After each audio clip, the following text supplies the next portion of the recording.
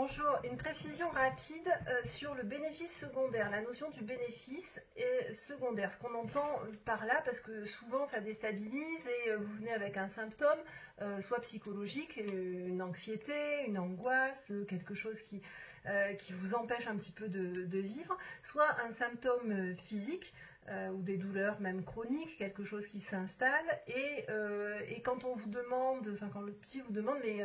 quel bénéfice secondaire vous pourriez avoir à ça, donc quel est l'intérêt de la douleur, l'intérêt du symptôme, qu'est-ce que ça vous permet peut-être de ne pas faire, vous empêche de faire, et etc. Vous êtes surpris et parfois même vous le prenez mal dans le sens où mais vous croyez que j'ai envie de souffrir, mais vous croyez que j'ai envie de me plaindre de ça, etc., etc. Donc bien sûr non, et les bénéfices secondaires, nous-mêmes on en a aussi, on sait ce que c'est, et c'est juste que c'est vraiment un frein. Le bénéfice secondaire c'est un frein, c'est une résistance au changement, et du coup on ne peut pas faire l'économie d'aller voir, parce que c'est en désamorçant, en observant déjà, en prenant conscience des bénéfices secondaires, qu'on peut travailler dessus et que la thérapie peut avancer et du coup faire aussi évoluer le symptôme, soit l'améliorer, soit carrément le faire disparaître. Après, tous les cas sont possibles et envisagés.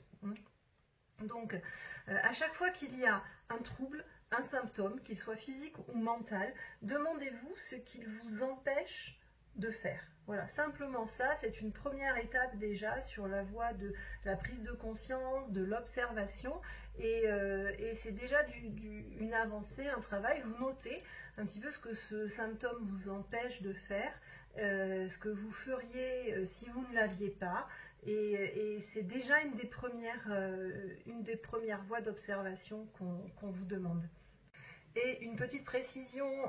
une importante précision avant de finir quand même sur le bénéfice secondaire, rapidement, c'est que bien sûr vous ne faites pas exprès, bien sûr on ne fait pas exprès ni d'être malade, ni de souffrir, ni d'être anxieux, ni d'avoir un souci. C'est bien que ce sont des forces inconscientes qui s'expriment, et qui nous mettent dans une position de dualité. Je veux mais je peux pas, je veux mais je souffre, j'y arrive pas, et etc., etc. Donc c'est ce jeu inconscient de force équilibré, parce que ça finit par s'équilibrer dans le déséquilibre d'une vie,